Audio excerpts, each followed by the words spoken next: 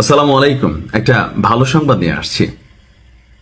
আমি একটা গান গাই মাঝে মাঝে, পাগলা তিতামিরা বোঝে না, পাগলারে তুমি জিলাপি দিও না, কারণ সে তো জিলাপি কি বোঝেই না। এখন আজকের দিনে আমরা সেই পাগলাকে তুলনা করতে পারি কার সাথে? মার্কিন যুক্তরাষ্ট্রের যে প্রেসিডেন্ট আছে ট্রাম্পের সাথে। তো জিলাপি কোনটা? জিলাপি হচ্ছে এখানে যে ঘটমান মানে বহমান যে ঘটনাগুলো আছে। তবে খুশির বিষয় হচ্ছে 200 উইকেট, কয়টা? একটা দুইটা না, ডাবল সেঞ্চুরি হাঁকাইছে ইরান।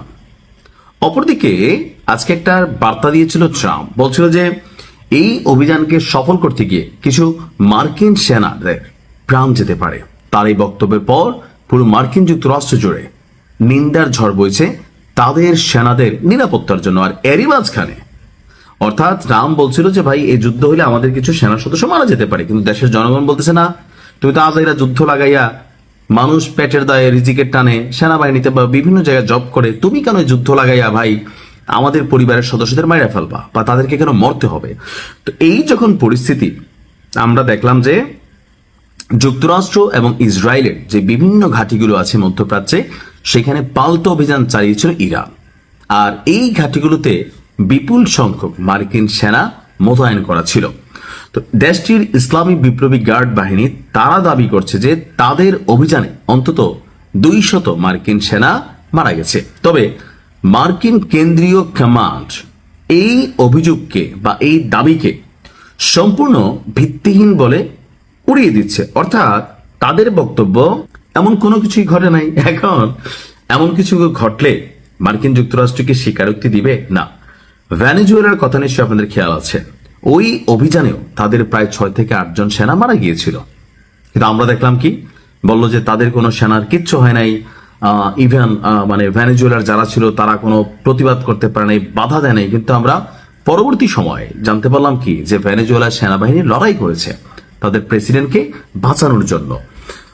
এখন রাশিয়ার নিউজ মাধ্যম তাস নিউজ তাদের একটা প্রতিবেদন বলছে মধ্যপ্রাচ্যে অবস্থিত মার্কিন সামরিক ঘাঁটিগুলোতে ইরান নিখুঁত ক্ষেপণাস্ত্র হামলা চালিয়েছে।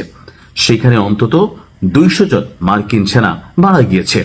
শুধুমাত্র তা না, এর পাশাপাশি তারা স্যান্ডকমের অর্থাৎ মার্কিন সেন্ট্রাল কমান্ড, যেখান থেকে যুদ্ধকে পরিচালনা করা হয়, এদের আবার বেশ কয়েকটা আছে। একটা আছে আকাশে থাকে, ডোমস ডে যেটাকে বলা হয় থাকে, বা ডোমস বিমান, এটা আকাশে উড়ে। ধরেন এটার অনেক অ্যাডভান্টেজ আছে। এটা দেশে কখনো পারমাণবিক হামলা হলে বা বিভিন্ন ইস্যুতে তাদের প্রেসিডেন্ট বা গুরুত্বপূর্ণ যে ব্যক্তিরা আছে তাদেরকে সেভ করার জন্য এটা প্রস্তুত থাকে, আর ওখান থেকেই যুদ্ধ পরিচালনা করার সুযোগ আছে। তো এরকম রণতরীও আছে। ইরান বলছে যে তাদের আমেরিকার স্যান্ডকমের অর্থাৎ যেখান থেকে যুদ্ধ পরিচালনা করা হয় সেখানের একটি রণতরী বা জাহাজ তারা ব্যাপকভাবে ক্ষতিগ্রস্ত করেছে। তেহরান তাদের এই সাফল্যকে অপারেশন ট্রুথফুল প্রমিস 4 এর বড় বিজয় হিসাবে প্রচার করছে। এখন আমেরিকা বলছে যে না ভাই, এই ঘটনা তো মিথ্যা। আইআরজিসির পক্ষ থেকে যা বলা হয়েছে তা সম্পূর্ণ মিথ্যা, এমনকি আমাদের কোনো জাহাজও আসলে ক্ষতিগ্রস্ত হয়নি। তাদের প্রতিরক্ষা ব্যবস্থা অধিকাংশ ইরানি অভিযানকে বা হামলাকে প্রতিহত করেছে এবং মার্কিন বাহিনীর কোনো বড় ক্ষয়ক্ষতির এখন পর্যন্ত কোনো প্রমাণ পাওয়া যায়নি।